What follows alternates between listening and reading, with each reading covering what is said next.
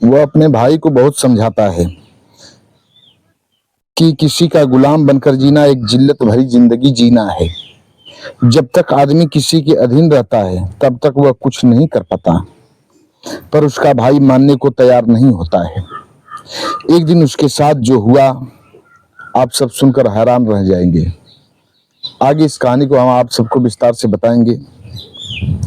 नमस्कार, हम अजित यादव उर्फ शेरा भाई। हमारे इस चैनल में आप सबका बहुत बहुत स्वागत है। अगर आप लोग इस चैनल को अभी तक सब्सक्राइब नहीं किए हो तो चैनल को सब्सक्राइब करें, लाइक करें, कमेंट करें। अब कहानी विस्तार से। यह घटना है 1905 की, पंजाब प्रांत की।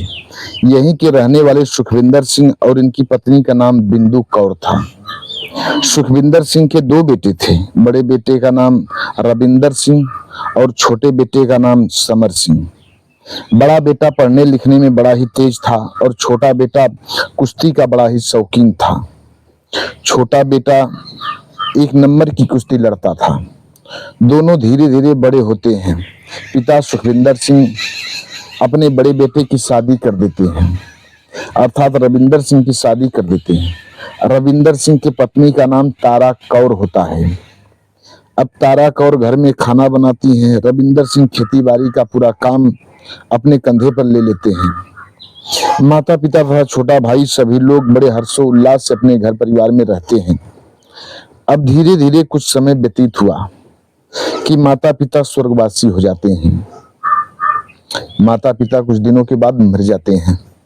दोनों भाई मिलकर अपने माता पिता के अंत्येष्टि संस्कार करते हैं और फिर धीरे धीरे इन दोनों का समय व्यतीत होने लगता है। इधर अंग्रेजों का दबदबा अपने चरम पर होता है।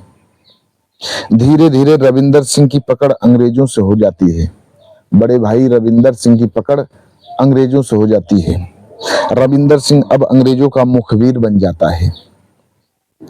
रविंदर सिंह जब भी अंग्रेजों को कुछ खुफिया जानकारी देता तब अंग्रेज उसे नोटों का बंडल थमा देते थे।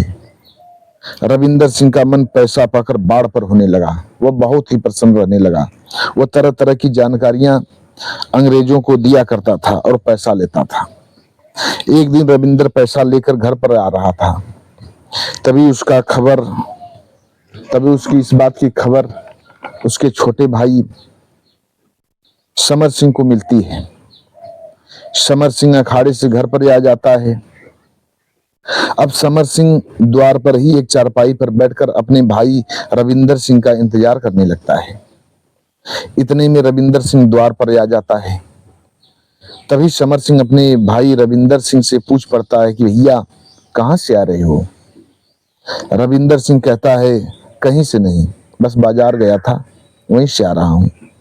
इतने में समर सिंह पैसों को छीन लेता है और पैसों के बारे में पूछ पड़ता है कि ये सब पैसे कहाँ से ला रहे हो। रविंदर सिंह चौंक जाता है, कहता है कि कहीं से नहीं, तुमसे मतलब। तब समर सिंह अपने बड़े भाई को समझाते हुए कहता है कि भैया हमें सब कुछ पता है।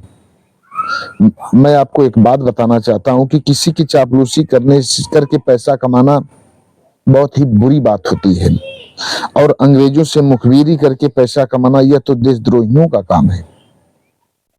आपका नाम देशद्रोहियों में लिखा जाएगा। भैया ये काम छोड़ दो, ये अंग्रेज साले किसी के नहीं होते। अंग्रेजों की मुखबिरी छोड़ दो, हम लोग नमक रोटी खाकर अपना समय व्यतीत कर लेंगे, पर आप अंग्रेजों का मुखबिर बनकर पूरे खानदान पर कलंक का टीका मत लगाओ। यह बात सुनकर रविंदर सिंह आवेश में आ जाता है। बड़ा भाई समर सिंह का बड़ा भाई रविंदर सिंह आवेश में आ जाता है और कहता है हमारी कमाई खाते हो और हमी को ज्ञान देते हो। तुम एक काम करो, अब तुम अपना देख लो, हम तुम्हारा खर्चा नहीं देख पाएंगे। जब इतनी बात समर सिंह सुनता है वो स्तब्ध रह जाता है। समर सिंह कहता है ठीक है भैया, कोई बात नहीं, हम अलग ही हो जाते हैं, पर आपको एक दिन इस बात के लिए पछताना पड़ेगा। हमारी यह बात आपको एक दिन याद जरूर आएगी। रविंदर सिंह ने कहा चलो चलो हम देख लेंगे। अब समर सिंह अपना खाना अलग बनाने लगता है। सुबह अखाड़े पर से आता, खाना बनाता, खाना खाता और फिर दिन भर खेती में काम करता। एक दिन वाटसन नामक एक अंग्रेज रविंदर के घर पर आता है। वाटसन नामक अंग्रेज सुबह सुबह रविंदर के घर पर आता है और उनके घर पर आवाज देता है, रविंदर को पुकारता है, पर रविंदर घर पर नहीं होता है। वह अंग्रेज घोड़े से उतर जाता है। अंग्रेज की आवाज को सुनकर रविंदर सिंह की पत्नी बाहर निकलती हैं, घर से बाहर निकलती हैं और कहती हैं कि वो घर पर नहीं है। और जब वो अंग्रेज वाटसन उनकी पत्नी, रविंदर की पत्नी तारा को देखता है तो वह मंत्रमुग्ध हो जाता है। पर रविंदर की पत्नी कहती है वो बाहर कहीं गए हुए हैं, वो घर पर नहीं है। इतनी बात कहकर वो अंदर चली जाती हैं। लेकिन अंग्रेज वाटसन धीरे धीरे उनके पीछे पीछे घर में चला जाता है। घर में जाकर के तारा को अपने अखबार में समेट लेता है। अखबार में समेटने के बाद तारा के साथ छेड़खानी करने लगता है। फिर उनके शरीर से उनके सारे वस्त्र को फाड़ देता है। फाड़ने के बाद उनकी इज्जत को तार तार कर देता है, अर्थात उनकी इज्जत को लूट लेता है और वहां से फरार हो जाता है। इधर तारा एक कोने में बैठ करके रोती है।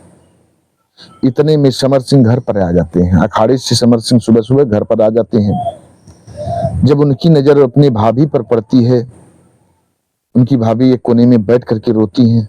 समर सिंह दौड़कर भाभी के पास जाते हैं और अपनी भाभी से पूछ पड़ते हैं कि भाभी क्यों रो रही हो, क्या हुआ है।